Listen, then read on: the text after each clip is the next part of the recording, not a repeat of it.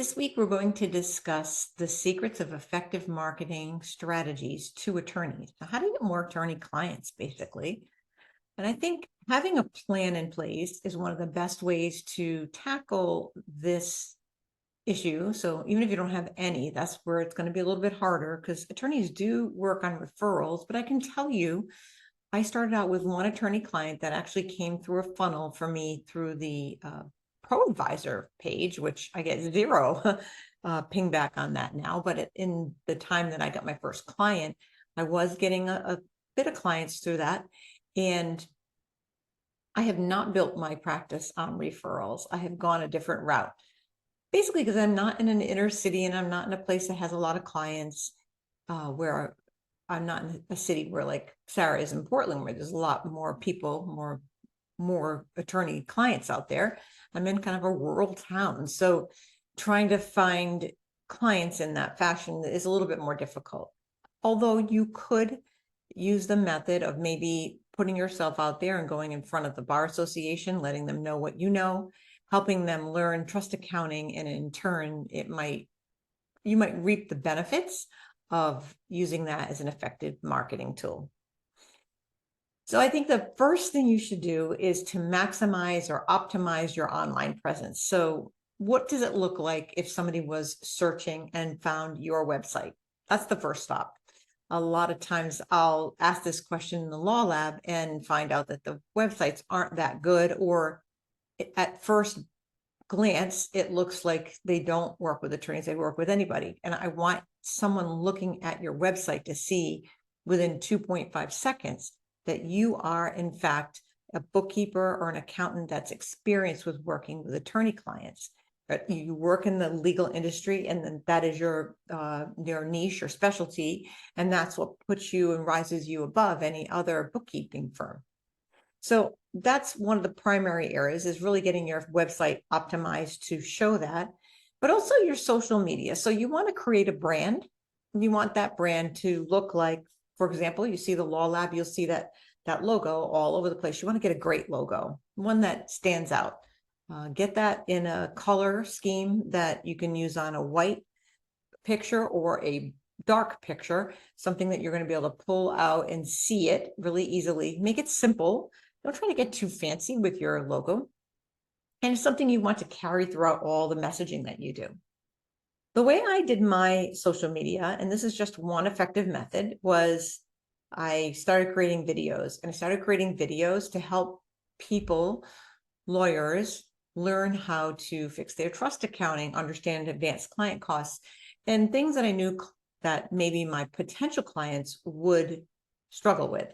So I was giving away the store, basically. I was giving my knowledge to them for free with the hopes of giving them a sense of my intellect, my knowledge, getting kind of familiar with me before they've even met me. I've had multiple clients, potential clients or clients come on a meeting with me, and they're like, oh my God, that's your background. It's really you, because they had seen all my videos. So they had watched a lot of my videos and they were comfortable with meeting with me. It was kind of like, I was almost like the rock star quality, because it's like, oh, I've been watching all your videos and this was really helpful that I'm getting to meet you in person. That's definitely a way you can do it. So starting to blog posting not only will help you let the client know that you know your stuff, but also every time you create a new blog post, you're refreshing your website in the background. So take a moment to think about it. How long has it been since you've updated your website? If it's been a while, you probably want to do that too, as well as update your homepage, update the associated pages. If you have landing pages for specific practice areas, you want to make sure you update all of those. You want to keep your website, it actually should be its first impression that a client gets when they're searching for you. So make sure that it's your billboard, right? So make sure it looks presentable. Doesn't look old fashioned. It's easy to read. The colors are easy on the eyes. The lettering is easy. It's simple. You're not getting fancy with your fonts or anything like that. Those are things you really want to look at. And if you can afford it, hire somebody to do it. Nothing's worse than a Wix website or a handmade built one. Is it better than none? Yes. But if you could find maybe a WordPress site, I use Kajabi, you could use any of those. I had WordPress for many years, and there's a learning curve, but you definitely want to have a good website. It's really your first impression a client will get when they find you. Then you start to create these blog posts, add a video. So video is so important. You want Google to see you, and Google is where everybody searches. So you want Google to see you. You want to be associated with keywords.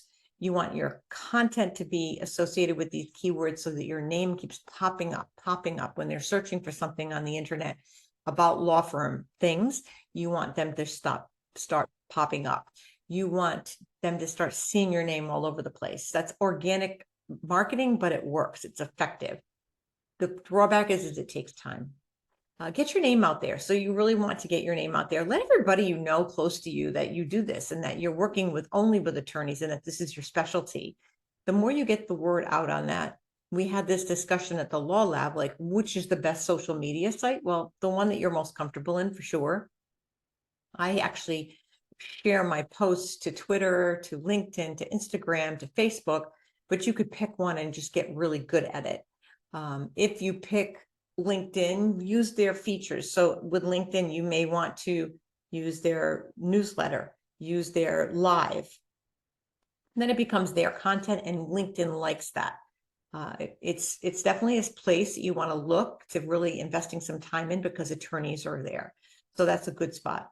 Twitter's another one, but if you're going to do Twitter, you're going to have to be more active more often. So shorter bursts of content more often. It's more thought leadership style, like asking questions, stating facts, throw in some things that are personal about you so that it makes you not look so stiff that all you're doing is constantly giving posts out about topics, which is what I do. If you really want to really nail down Twitter, you really want to show your personality there. Maybe you get a dog, show a picture of your dog, or ask questions. You a dog or a cat person, something that will engage people into communicating with you. With Instagram, it's a lot about the pictures. TikTok also another place you could start to be in front of. Don't forget, a lot of these places for social media have different various amounts of people following. Facebook's got the biggest following. So you may want to invest some time in Facebook just to generally, it's got such a big audience.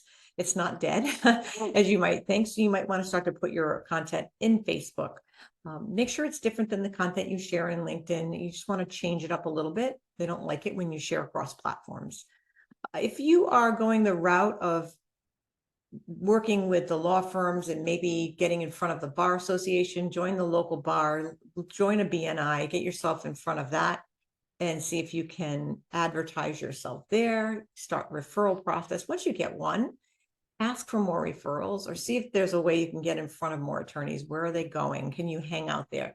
I saw a cute post inside of Facebook where somebody went back, hang out at the bars that they come out of. And I thought, wow, I don't think I would be able to just go to do something like that, but hey, that worked for that person. So there's so many ways that you can find to market yourself depending on your personality. Maybe you don't want to share your face, but you want to share video. It's okay.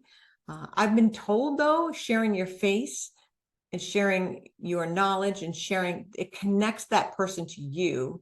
So you're not connecting to the business, they're connecting to you. And from my experience, that's been definitely one of those things. I've seen people create Facebook groups and then invite in other attorneys so that they can share what they know inside, but then also you're sharing what you know and then might make you in more demand. Or a LinkedIn group. Just a few options, just a few thoughts. So there's an article that goes along with this video and it's got more detail of how to step-by-step lay out a strategy with goals and objectives and a budget and taking time to look at competitive analysis. So it goes really deep. So definitely look there. If you want to engage in a conversation with me, feel free to reach out on social media or join the Accountants Law Lab. We can talk one-on-one on Fridays. So I hope this is helpful and until next week. Bye now.